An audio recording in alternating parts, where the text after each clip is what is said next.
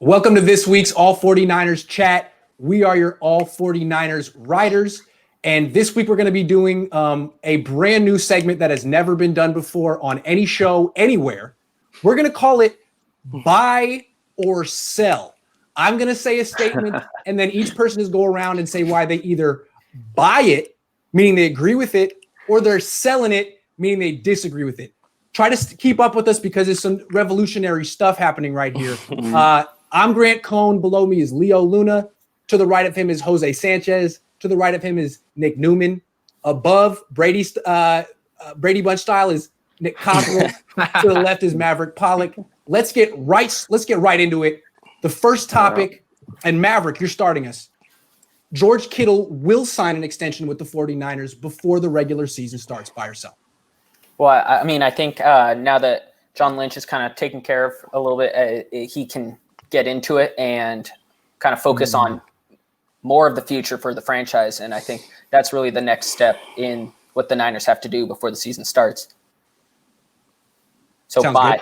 Buy. Okay. All right. Nick, what's up? I buy that. You know, 49ers, they took care of Mostert and Trent Williams. The fact that he's actually reporting to camp is an encouraging sign. He's not holding out. So I think with him there around the team, that I'm buying that they're going to get the deal done. Okay, how about you, Niner Nick? I'm buying it. I don't think the team wants to have any sort of distractions. You know, they're coming off the Super Bowl hangover already, so I don't think they want any unnecessary storyline. So hopefully they work out. I'm buying it. They're going to extend Kittle before the season starts. Okay. I'm selling. And I'm buying it. They want to get it done before because it behooves them, and it's obviously ideal because that number is just going to go up and up from here on out. But I'm selling because I still don't think they are too cautious in the way they're dealing with contracts and with the way the number is still blurry. I know there's like teams like the Chiefs out there who are expecting it to still be good for the next few years, but Niners play too much of a conservative and cautious game. I'm selling that. Okay, so a month ago I would have sold. But with everything that happened recently, Shanahan's contract, John Lynch's contract, reworking Raheem Mostert, and then something that catches my eye is Trent Taylor retweeted what the 49ers tweeted, saying that George Kittle is the number 7 player in the top 100, and Trent Taylor said the front office is hiding from the facts. I think that's just fun and games. I don't think a guy like Trent Taylor is going to post that and take an actual shot at the front office when he hasn't been healthy in about a year and a half. So I think that has to do with fun and games. I do see it coming relatively soon. Okay, good call. I'm selling it. I'm with Jose on this one. I'm not sure how much John Lynch's presence helps. It seems to me that he's holding a hard line on this one, and he's expecting Kittle to lower his demands because there's a better understanding around the league of how much the cap's going to go down next year. But it doesn't sound like Kittle's lowering his number. I mean, Ian Rappaport said it yesterday. They're not close. And that to me is Kittle being like, okay, we understand that there are mitigating circumstances, but that doesn't change the fact that he's still the 7th best player in the league, and you're going to have to pay, a little bit more than $12 million a year. So I believe Ian Rappaport when he says the two sides are far apart. Nothing has really changed. They're trying, but I think that the Niners, I think Lynch especially, is going to hold a hard line and say to Kittle, look, if you want this extension, you're going to have to meet us on our range. Otherwise, play out your rookie deal.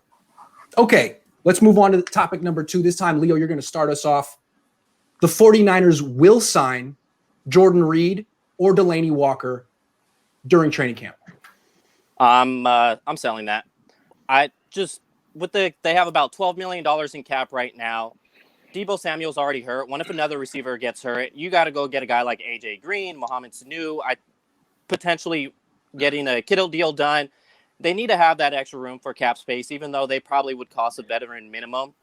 There's no reason to spend a veteran minimum for a guy who doesn't substantially upgrade your team. I think Ross Dwelly could already do what those guys currently can at their point of the career.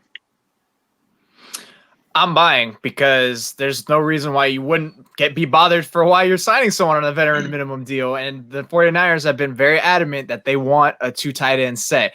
And of course, I think they're going to lean towards Jordan Reed because Kyle Shanahan with his little internal biases in there. Do I think it's a right call. If I'm picking a tight end, it's Delaney Walker, first of all. Yep. Because Jordan Reed, I don't even think he should be playing football. But this is what they want to do. I'd rather see Warner and Dwelly out there as well. But if the fact that their name's still swirling around there, it means they're going to want to at some point probably pick them up. And especially with, you need spots here in training camp coming up and potential COVID cases, I'm definitely buying. I'm selling. I would love to see Delaney Walker come back and finish his career with the 49ers. I just don't see it happening. I think with the draft investment and Charlie Warner and the future of Ross Dwelly, kind of seeing how his development progresses. And, we didn't really have a lot of tight ends outside of Kittle and Dwelly.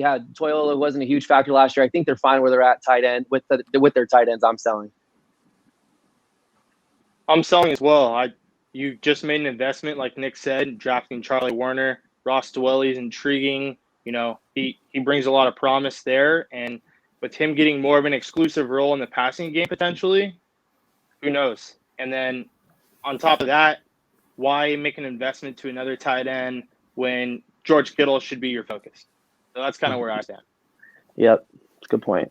Yeah, I mean, I just kind of feel like if George Kittle were to be hurt, the season's pretty much in a bad situation anyways if he's out for an extended amount of time. So it comes down to if Delaney Walker or Jordan Reed are that much of an upgrade over whoever would be the third tight end that would move in behind Dwelly or Warner if Kittle was out. And I don't know if either of them have it. I mean, like Jose said, Jordan Reed probably should retire just for his future life being better. But Delaney Walker, I'm just not sure he has more than what Ross Dwelly did last year.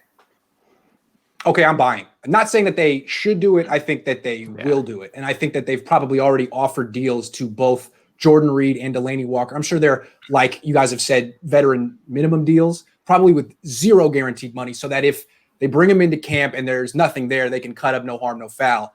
But I think that basically I'm guessing those offers are on the table, and that one of those two will take the offer a few days into camp. I'm sure they're waiting for something better from another team, but Delaney Walker's almost 36. And like Jose said, Jordan Reed's had 7 concussions.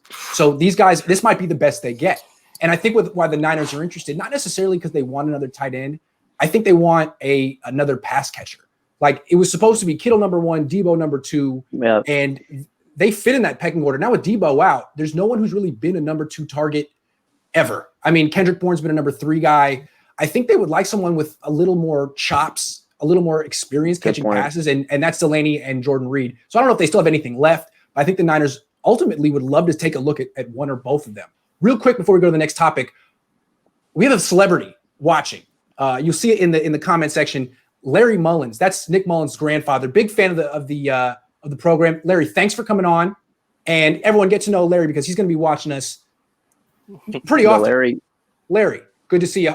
Watching from Hoover, Alabama. Okay, topic number 3. Nice. There was, in fact, right there, friction between John Lynch and the 49ers this offseason, especially during this past 2 months.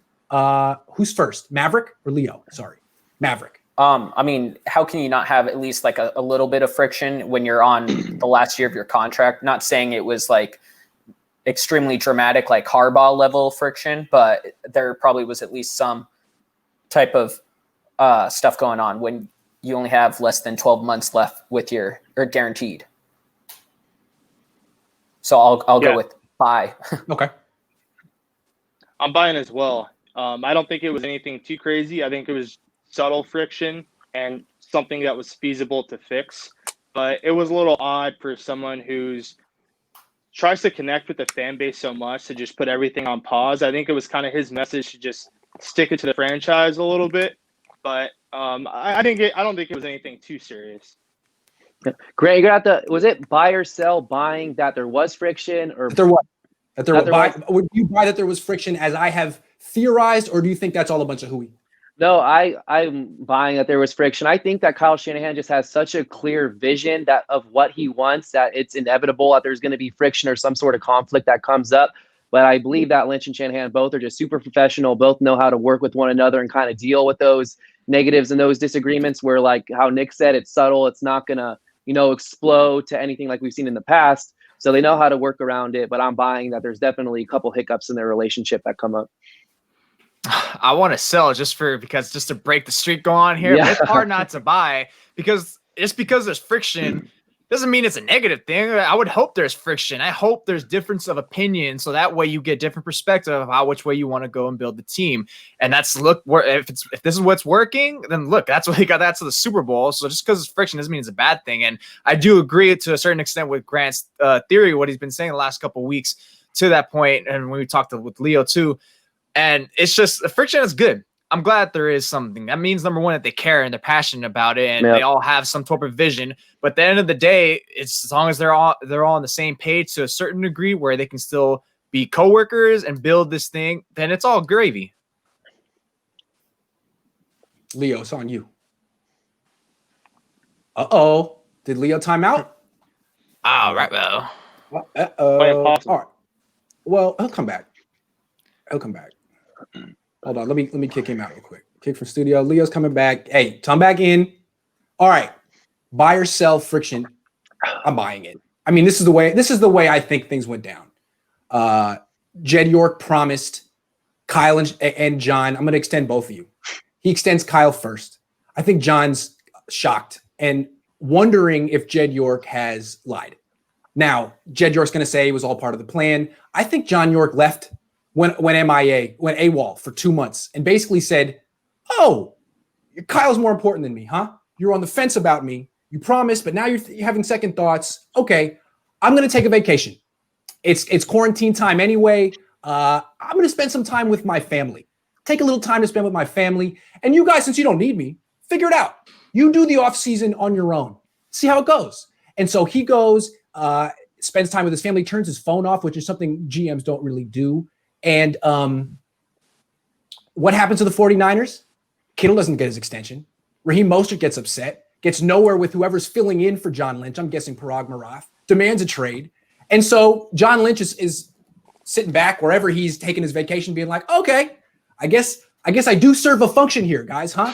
Okay, I'll come back and I'll fix all your problems and I'll remind you just exactly what it is I do and why you wanted me here. And now everything's hunky-dory because he proved his point. I think they're fine now, but I do think there was some friction. No. All right, Leo, we skipped you. Sorry. I was going to say, you reminded me, remember you did that skit a couple months ago with the hot dogs and everything? I was playing it through my mind the entire time. I wish I could pull that up right now. Just my. Grant was working for that Netflix deal. Yeah. That's true. That's true. They paid me 3 cents for that. What's up, Leo? What do you got? Okay, so there was definitely friction. I think it's just business, making high business decisions. So I'm buying it. I don't think any of it was personal. We obviously saw they both extended to 2024. So it's nothing personal at all. It's just you're making high decisions in a Super Bowl franchise that's on the cusp of winning it, 7 minutes away from winning it. So obviously there's going to be frictions. Now, I believe Shanahan is through 2025 and Lynch is 2024, but okay. Oh, well. If there was serious frictions or anything personal frictions, neither one of them would have signed those deals. Right. One would be gone if it was irreparable. Yeah. Exactly. Yeah. Okay. I'm with you. Topic number 4. The 49ers are still the best team in the NFC West after the Jamal Adams trade. Leo. Here we go. Absolutely. Because how I look at it is which team could win in the playoffs. The 49ers showed that for a team that was the first time in their playoffs as a whole under Shanahan, and they still went out and dominated the playoffs. The other team that I would say is up there with the 49ers, according to roster, is going to be the Saints.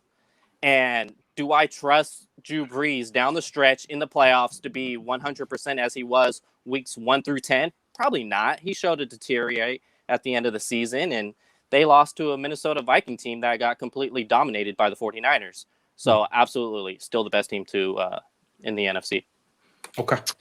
I'm absolutely buying. I'm doubling down like when I see a face card in blackjack. All right. So this is no brainer. And you're right, Leo. Drew Brees' arm does fall off in the second half of the season. So I wouldn't even worry about him too much. It's really just the Saints as a competitor. Seattle obviously does make it more an increasing matchup to keep an eye out for, which I'm excited to watch. I hope that game doesn't get canceled. Fingers crossed, everyone's healthy for that one. But of course, it's the 49ers still. Seahawks bridge the gap more, of course, to make them maybe can throw an extra jab or two, a nice little haymaker. But they still aren't gonna sniff the 49ers territory. I know they were neck and neck with them for a good part. No, the whole season pretty much. Yep.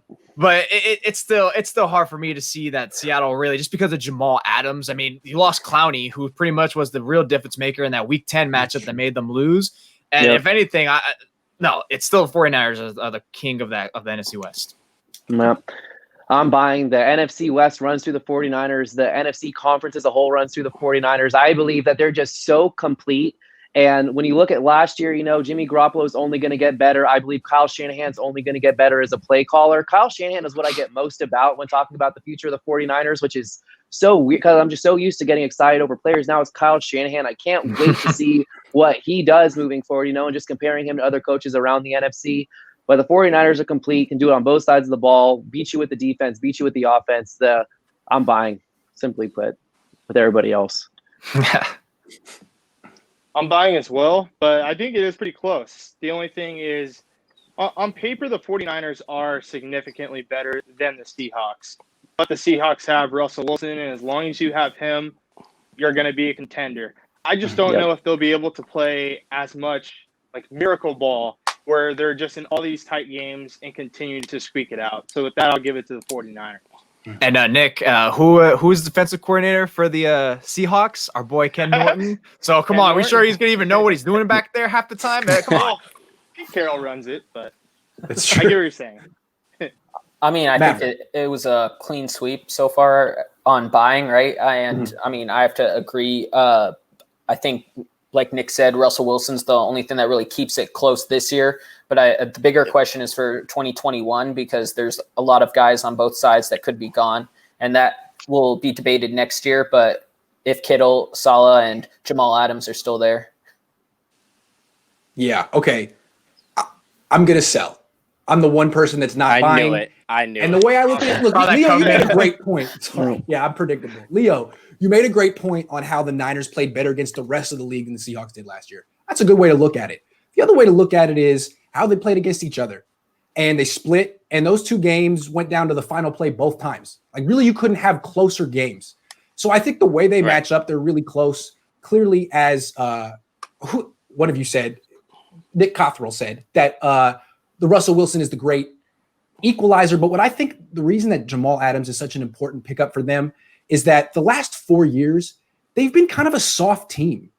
I mean, they've been Russell Wilson, who's great, but that defense doesn't scare you. Like, it's a decent defense because Pete Carroll's a genius, but they don't have that guy like Cam Chancellor, who guys are like, oh my God, like he really could hurt me. It's a vicious defense, not just a good defense, a vicious defense. And Jamal Adams is that kind of player. Like, what was the first thing Deebo Samuel tweeted when the Seahawks got Jamal Adams? I'm not scared, right? Mm-hmm. So they finally have that like fear element on their defense, which I think is so crucial to that. They're like the Ravens West. I kind of think of them as. So they have that back, and they still have the quarterback. I think they've significantly improved, and the Niners at best stayed the same. So I think they're neck and neck, and I would give it to the Seahawks just because of their quarterback. So that's me. But the buys had it 5-1. Leo, what's up? This is what I'll say. You'll say Seahawks because of their quarterback. Well, the 49ers have an offensive genius in Kyle Shanahan there, and with the quarterback, that can get the job done. So how I look at the matchup mainly is the 49ers offense versus Seattle's defense. And yeah, their secondary may be great, but who's going to get to Jimmy Garoppolo? Like, they could cover guys, but you could only cover guys for so long. And then you have Kyle Shanahan that's able to scheme the routes and scheme guys open. It's going to be a field day for the 49ers. Leo, that's more great points. All I would say is I think they're not done. I think they're going to get Clowney or someone else. I don't know who it's going to be. They could get Clay Matthews. You wrote that the Niners should get Clay Matthews. They could get Clay Matthews. There are still pass rushers out there, and I think clearly the Seahawks have set a price. Like, we really can't spend more than this. But as time goes on and training camp starts and these guys are still free agents, one of these guys is going to take that deal. So I still think they're not quite done. But that's a good point. It's a little early to put the Seahawks above the Niners until they actually finish their freaking team. So, number 5.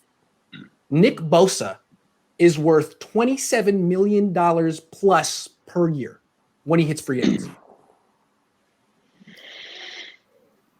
I mean, it's hard to know because what's going to be the salary cap in 3 years? I asked because Joey just got this. Okay. Well, I mean, if he does what he did last year, then probably. If he improves, then most likely yes. So I'll buy, but I would definitely not negotiate a contract of that stature until the 4th year. I'm gonna buy as well. I mean, if you asked me this 4 years ago when like Matthew Stafford signed for $27 million a year, I thought that was a lot for a quarterback. And now pass rushers are getting this. The only reason I kind of agree with it is because just projecting forward what Nick Bosa is going to become, and I think he will be better than Joey long term, and he plays a premier position. You pay quarterbacks, edge rushers, and maybe a left tackle. And so that's kind of why I can get on board with it. Yeah, I'm going to buy as well. I think if that's where the market's trending, and the market's trending north, kind of how Nick was touching on, of getting close to $30 million to pay for pass rushers. If that's where the market's at, and of course, like Maverick touched on, you don't really know where the salary cap's going to be. But based on what we would know right now of Nick Bosa, he's an elite talent. He's off to a tremendous start in his career, and you got to pay him market value because you pay a premium for those positions that are essential towards winning games and turning around franchise. The team doesn't get as far as it did without Nick Bosa. And the pass rush is what completely changed and transformed this team. So I'm buying it. Totally. 100% buying it too. Exactly for it's all you guys mentioned with the market trending forward, and it kind of speaks for itself without even really making a case. But for two reasons why I think it's definitely going to get done. Because number one, the 49ers see Solomon Thomas and they probably I can't believe we wasted a top 5 pick on this guy. So let's actually invest and lock in a guy who's the sure talent and projected forward. But one thing that hopefully he should, if he is going to be worth that much and more, is that he can prove that he doesn't need D Ford out there. He doesn't need all these other players out there, because if you're going to get all that money, you're not going to be able to have all 4 premier pass rushers on that defensive line. That money is going to be all concentrated into one player. And so he's going to have to end up taking that step forward, which I think he can, but that's going to be like the real litmus test to see if he's actually worth that money. So the question is buy or sell whether he'll get 27. Yes. Buy or sell. You know what? Buy or sell if he's worth $27 million per year. You could do it. Will he get it? And does he deserve it? Got it. He's going to get more. Absolutely. Okay. Like, look what he did as a rookie in the NFL. So where this conversation is not even premature when it's thinking about Nick Bosa, because he made that type of impact for the team. And he's the best player on the team. Could even be arguably better than George Kittle, even though he came in at number 7. But he's going to make more than that. I wouldn't be surprised if he even touched 30 if Joey got 27 right now. Mm-hmm.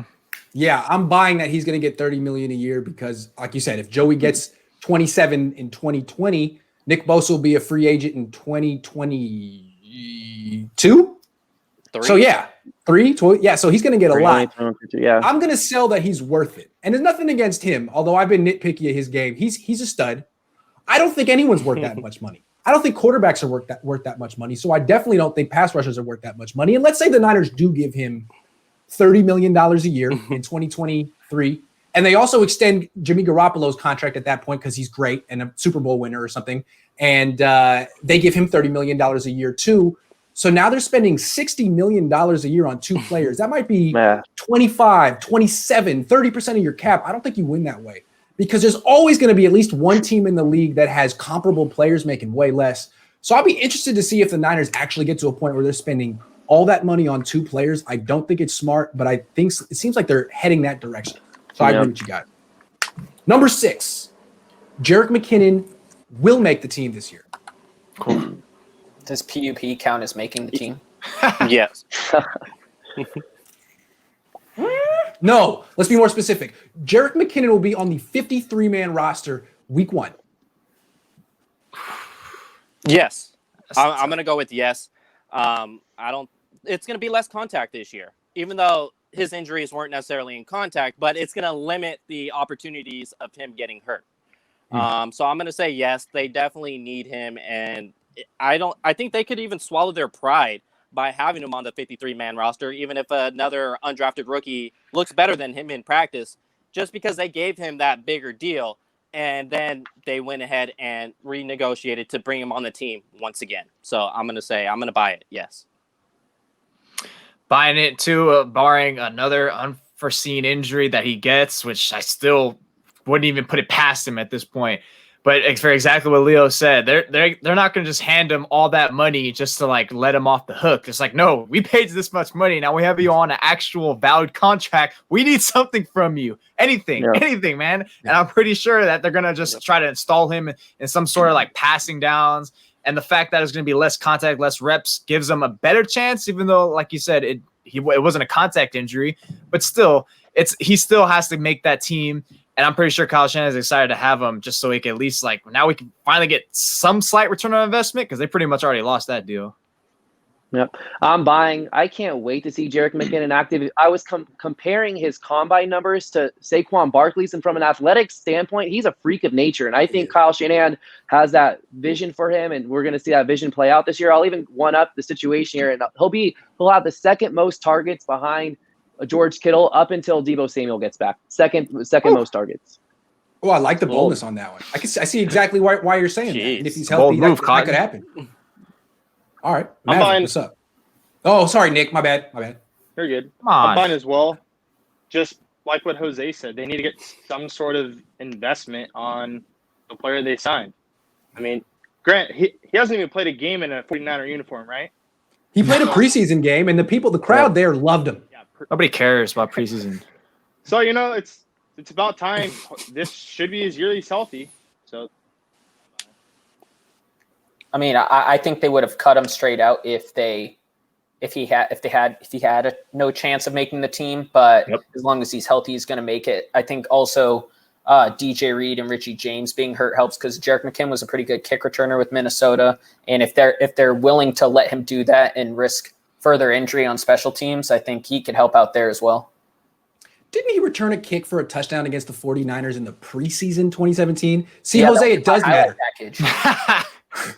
Yes. No, I'm buying this too, and I've watched Jerick McKinnon the past 2 years. I saw him last year try to come back, and it was hard to watch. He was never healthy, and I believe he started training camp on PUP, came back, had a big bulky brace, and then kept getting hurt. I mean, really couldn't show anything. But this year, he's not on any injured list.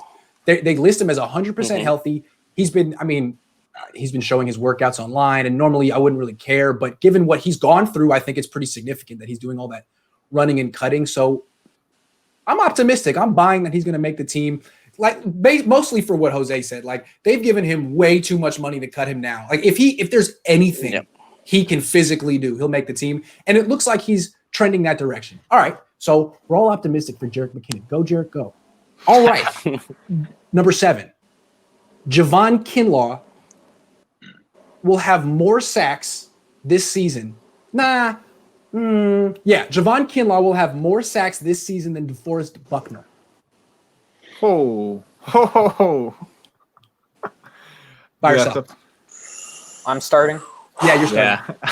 I have to look at that exact number. 7.5. I'm saying no on 7.5.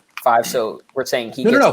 Who will have more? I thought you were saying in 2020. I'm to saying Kinlaw will have more than Buckner in 2020 by herself. Oh, okay. I'll go sell just because I think Kinlaw is gonna, at least for the start of the season, split some time with other guys as they kind of acclimate him into the pro defense. But I'd say Kinlaw can get 5, and I think Buckner reaches 9.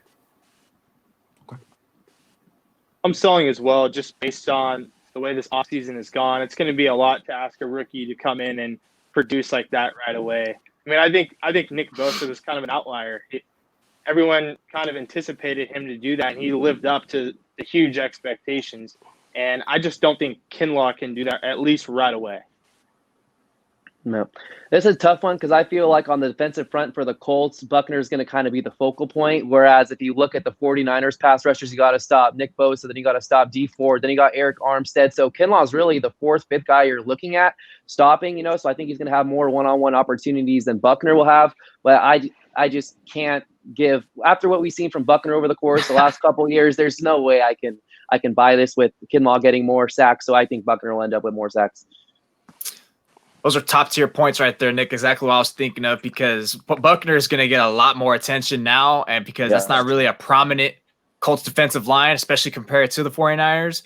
But I'd say I would definitely buy if Kinlaw, if they actually had OTAs, and here comes hypocrite me, and preseason to actually hash it out. Like you always said, it's so important. Mute. Because exactly, I heard that, but because of me and Leo's standpoint about how I still don't see he's going to be given such a heavy duty at first. I feel like it's more going to be pass rushing situations, and then if he starts picking it up faster, even sooner than halfway season, then we can play it. But for me, I feel like it's a little too bold for my taste to say he's going to go over to Forrest Buckner, because he is going to get brought along a little slowly more than usual, I believe. Yeah. Okay, I'm going to sell it. And you guys said the point about Buckner will be the main focus over there in Indy, correct? Mm-hmm. No question. No. Oh, man. Okay. Build suspense. Okay, go on, Leo. So Buckner was the main focus for the 49ers in 2018, and he still had double-digit sacks. So I believe he'll still carry on double-digit sacks in Indianapolis. I don't see Javon Kinlaw as a rookie having double-digit sacks. And like I said, it's going to come down to the opportunity and snap count. Not sure what his workload is going to be year one. Yeah, agree. I'm selling this as well. And I think Kinlaw is going to have a good rookie year because he's going to get one-on-one opportunities. The double teams are going to go to Bosa and Armstead. He's like the fourth guy in a pass rush rotation, which means he's going to get the least attention. He's set up to have a terrific year. But Buckner, the thing about Buckner, the way I feel is that Saleh kind of hid him a little bit. I used him as a decoy a little bit. Like put him in the A gap a lot on third down, which means you're not going to get the sack, but someone else will. The Colts aren't going to do that. If you're spending $21 million a year on a defensive tackle, you're going to feature him. They're going to put him in the B gap, get him one-on-ones, and I think he's going to get like 14, 15 sacks. I really do. Nothing against Kinlaw. I think Buckner's going to go crazy this year. All right. Number 8, Brandon Ayuk will have more total yards than Emmanuel Sanders in 2020. Leo. Not yards from scrimmage, total yards. With Debo, I said Brandon Ayuk will have more than Emmanuel Sanders. I'm gonna buy it. Oh my. Okay. I'm gonna buy it. Why are you buying? Because although Emmanuel Sanders was huge last season for the 49ers, he didn't really have that in a yardage kind of way. He had it more in a presence. And I feel they could use Brandon Ayuk a lot more than they used Emmanuel Sanders. So he could run the ball, return the ball, and receive the ball. I'm going to go ahead and buy it. Man, Grant, that's a really great question because I'm thinking both Ayuk and Sanders are a little bit similar in the Saints and 49ers offense in terms of there's a lot of weapons to spread it out. So it's kind of a crapshoot a little bit. And just the fact that, once again, another lack of OTAs, practice, and preseason without him getting it in. But, I mean, I think I'm still going to have to side with Ayuk because Sanders is a little bit on the older side. And obviously he was impactful for the 49ers, more so in a leadership role than actually production standpoint. A little bit of it looked like he was getting tired. I know he didn't have a bye week until the playoffs. But the Saints, I mean, Drew Brees, they're not going deep with Sanders like how he can do. Because Drew Brees' arm's going to fall off like how I said earlier in the second half of the season. They're still going to force feed Michael Thomas, Alvin Kamara, and so on and so forth. So Ayuk's the person for me that I'm buying. And we got just to clarify this for me, are we talking Ayuk versus Sanders this season or last year? Who will have more total yards in 2020? Ayuk with the Niners or Sanders with the Saints? Got it. And we're not yards from scrimmage, total yards. Yeah. So yards per scrimmage plus special teams, which gives Ayuk a little edge because we know Sanders won't do that. Yeah. So I think that you could see Ayuk in the 400-500 receiving yard range with like 200 yards rushing, like we've seen from Debo last year. And then you add the kick return yards on top of that. And I like Traquan Smith on the Saints more than most people. And then you got Michael Thomas over there, Jared Cook. There's a lot of weapons over there. Alvin Kamara. Yeah, exactly. The list goes on and on and on. So I'll take Ayuk. I'll buy Ayuk has more total yards this year than Emmanuel Sanders. I'm going to buy as well. I think Ayuk does a lot of his work after the catch. So he's just going to get a lot of receptions, and he'll be able to rack up those yards. Same deal. Like you guys have pointed, the Saints just have so many mouths to feed. Sanders is a great compliment, but he's not going to be the guy that the Saints utilize. I'll buy Ayuk gets more yards as well because I think if there is no preseason, Jose, then there will be a lot more running plays and a lot more screen plays involved in offenses around the NFL. And I think that could create Ayuk getting just putting the ball in his hand, like everyone said with Debo last year, get him the ball and let him break tackles. And I think Sanders is more reduced to the role he did with the 49ers last year, while Ayuk can get more creative. Yeah, I'm buying it too for all the reasons you guys gave. But also, he has a terrific opportunity because although there are a lot of mouths to feed in the Niners offense, No Debo Samuel's out. So it seems like early on in the season, he might get a lot of targets, more than he really should. So yeah, I'm buying that. And then also just the fit in the offense, like you said, the rushes, the special teams. It seems like they could use him a lot. So yes, I'm buying that one. Okay, let's get to the COVID-19 questions, because this is really the most important stuff. There will be. Hold on. Yes. Okay. 9th question. There will be a full 16-game season in 2020. Oh. I hope. I mean, Seriously, I have nothing else to hope. say. There's nothing else to say. I can start. You want me to start this one instead of ending it? Yeah. Let me Go start. for it. I'm selling this. I don't think it's going to happen. I think they're trying their best, but I think that ultimately there are going to be some outbreaks during camp. Not on every team, but on some teams. I mean, we're seeing it in the MLB right now. If it's this hard for baseball to have no outbreaks, it's not even a contact sport. Yep. How is the football going to avoid it? I think they're going to be some. And I think what they're going to do is not cancel the season, but I think they're going to try to do, if it comes to it, what the MLB and NBA have done is just shorten it, postpone it. And you're already hearing Roger Goodell change his language. He used to say he's confident there's going to be a full season. Now he's saying he's confident there's going to be a complete season, which is different.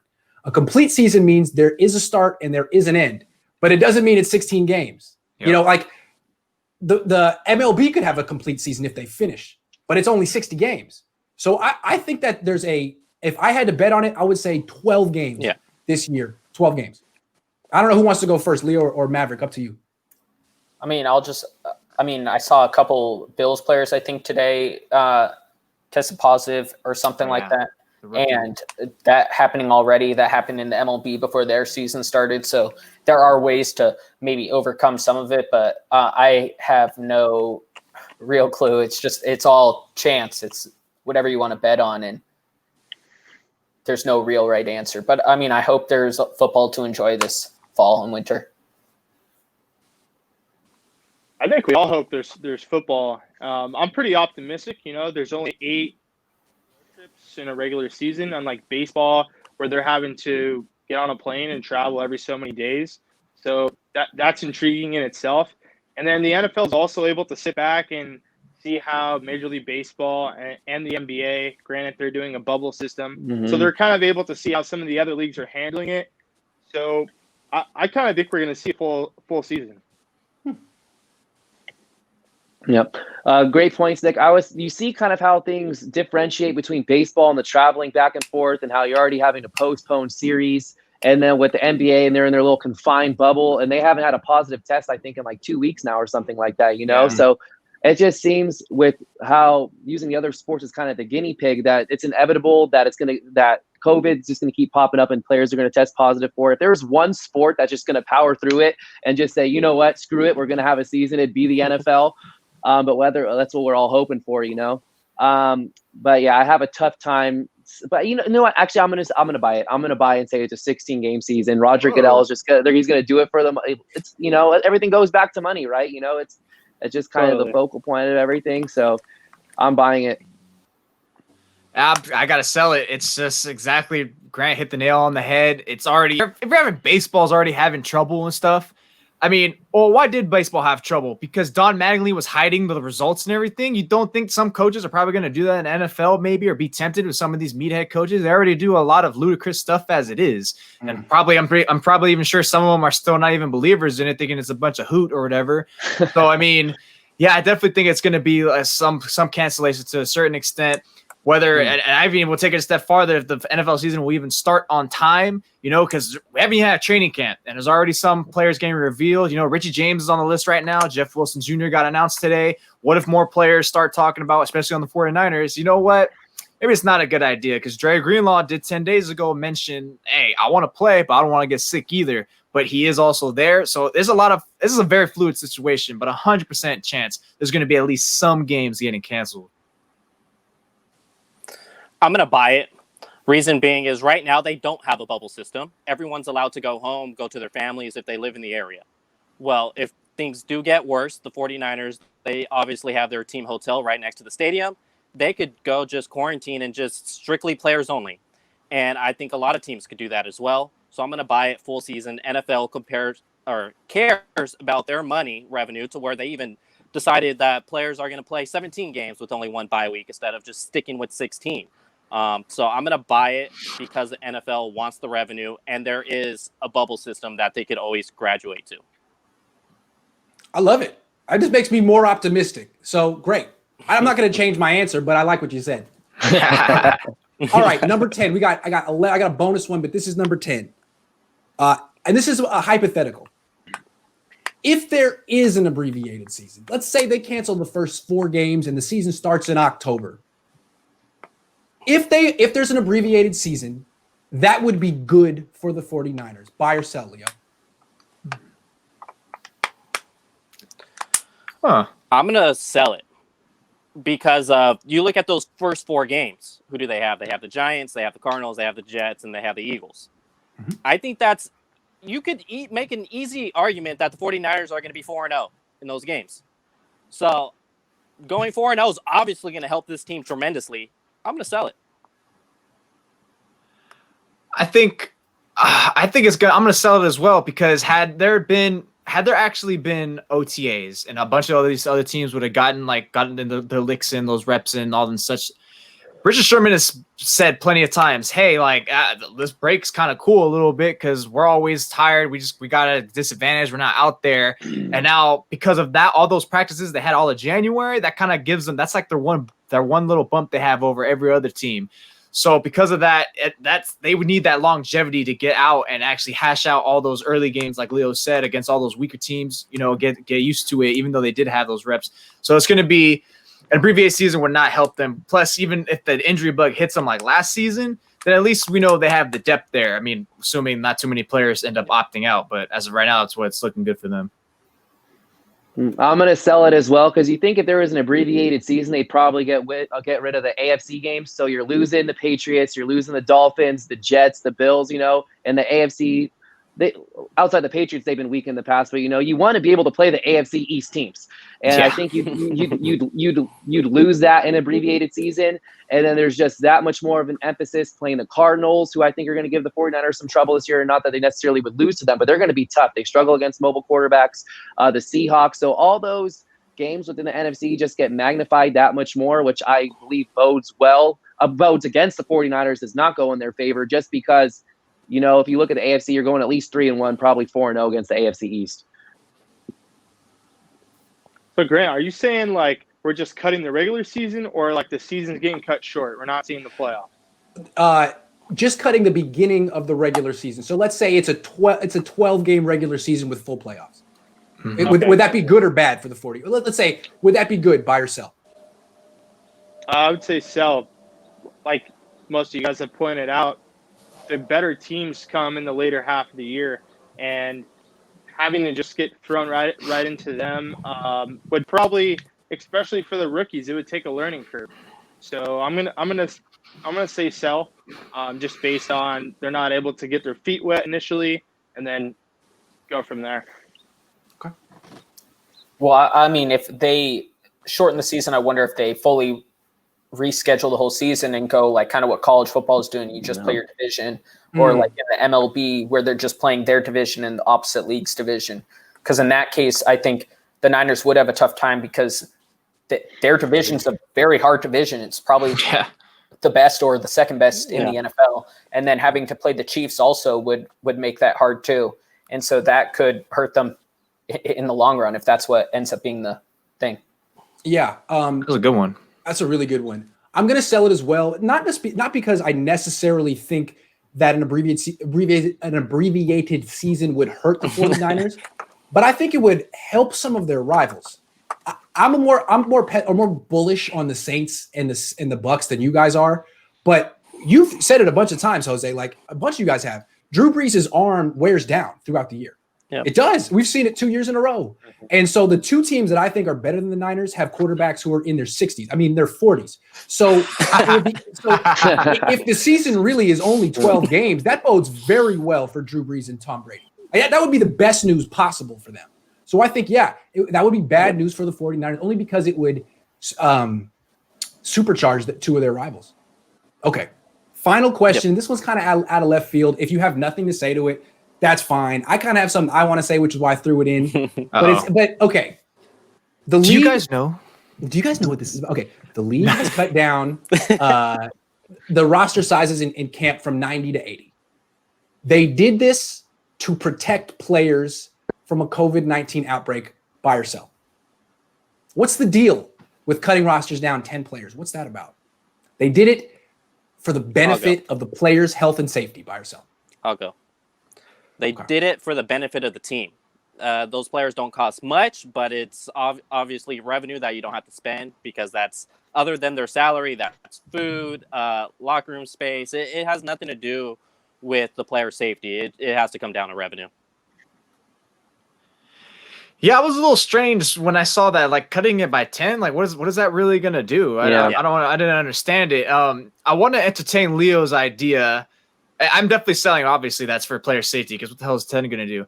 But it's to say it's like, all right, those 10 players are pretty much just cutting camp bodies that are just like six figures that would end up totaling like over $1 million, if that, or something like that. So I mean, I doubt they're counting pennies to that degree. But why on earth are they cutting 10? Maybe to make the scouting process less, to optimize their time, compress it so they're not worried about trying to figure out if they can go top to bottom who they scout, which they don't really totally do other than the scouts, of course. But it's not like the coaches are actually going in there like, who's that 90th player we added or whatever. So that is a good one to ask, Grant, because it's definitely not safety. It's like 10 players. Like, what's that going to do? Exactly. Nick, what's your theory? I'm selling. I don't think it has anything to do with safety, just like Jose was touching on. Like, what is cutting 10 players or getting a jump start and cutting 10 players going to do for the other guy's health, for the whole organization's health and well-being as an organization? But as far as what is the reasoning behind it, I'm not quite sure. I know you guys are talking about just not having to kind of sort through the additional 10 extra players. Maybe the 49ers with the moves that they up to 7 already. They're down to 83. Is that where they're at? Or they, I believe so. Somewhere around there. Something around there. So maybe they just already knew, like, okay, these guys have the farthest outside chance of getting it. So that's kind of that, but I'm selling. Okay. I'm selling as well. I think they're using it as their claim to fame, as they're doing the right thing. But like you guys have stated, this is all about money, and they're not saving that much. But given the circumstances, every penny counts, I guess. It could be the conspiracy theorist to me, but like, could it just be if they do shut down the league for this season, that they would be on the hook for medical and everything for all those players? So just shutting down 10 players on 32 teams, that's a lot less to have to worry about just in that sense. So I guess it is for the safety, but also for the medical bills. Okay, good. You guys have really good theories. Let me share my theory. Tell me if it has any merit to it. Seems to me this would be something that the NFLPA would push for, because if revenue really does drop and teams look to save money, who's getting cut? Not the young guys who are cheap, the veterans on the bubble. Because of the roster bubble people, it's always the veterans or the rookies, and it's like one guy's make about $1 million a year, the other guys make about $400,000. So I think the NFLPA was worried that like sort of the middle class of their organization would get just destroyed this year and next year by teams looking to save money because they're not making as much revenue this year. So I think the NFLPA was like, no, we're not going to let all these undrafted and 6th and 7th round picks take jobs from vested veterans who have served more time. We're going to protect those guys. So I think this is an NFLPA move to protect vets. So do you think there's anything to that? Did you come up with that answer before you had the question because you knew it was a good answer? Remember when you were in the lobby and I was on the phone? That someone was on the phone being like, dude, this is what's going on. I'm like, okay, well, I'm going to present that as my opinion. So yeah, I'm sorry. I set you guys up. I think that's fair, Grant. That makes sense. No, yeah, because that's why none of the players. That's why they were so against, and I thought it was an idiot idea too. When the owner's like, "Hey, let's just take 2020's cap and 2021's cap. Let's blow it up and put it behind us." Like, are you nuts? Because not only is it nuts because it's going to make the quality bad, but they're trying to protect the middle class players. That would have totally screwed the middle class players because number one, no George Kittle contract. For sure, that wouldn't have happened. That would have you flushed that down the drain. And how many players do they have on a free agents? One of the knocks that a bunch of us have on the cornerbacks. There's like half the cornerbacks are going to be free agents. You're not bringing back any of those guys because that's going to be it. No, I totally think that definitely has some merit to it.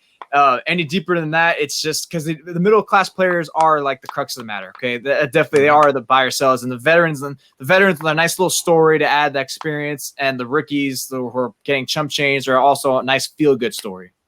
Right, like you said, the NFL wanted to have all the revenue losses be dumped in 2021, yeah, and the players wanted it to be pushed aside, like spread out over 10 years. So more and more opportunities. Exactly, so that a lot of veterans wouldn't get cut, and the league and NFLPA compromised at 5 years. And I believe that's ultimately when the Niners decided that Jamal Adams was not realistic. Because if the cap was going to come back drastically in 2022, that's when he would be due for an extension. They could afford him. But if it's going to be relatively low for the next 5 years, then they probably can't afford him. And I'm not surprised that they ultimately bowed out at that point. But up until then, I think there was question. We don't know when the cap's going to go back up. And if it goes back up in 2022, then anything's on the table.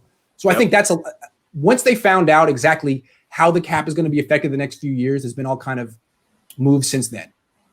Anyway, I'm done talking. I'm tired. This was good though. Grant wants to also ask the rest of us young writers, do we know who Troy Polamalu is? Oh, have you heard of him? Yeah, Madden 10. Do you guys remember this guy named Patrick Willis? He was terrific. Who was that guy? Who's LaDainian Tomlinson? Isn't he a Silicon investor? Patrick Willis? He is a Silicon investor. You're not a real Niner fan if you don't remember Niner great Glenn Coffey. Oh, man. Yep. He had a cup of coffee on the team. All right, guys.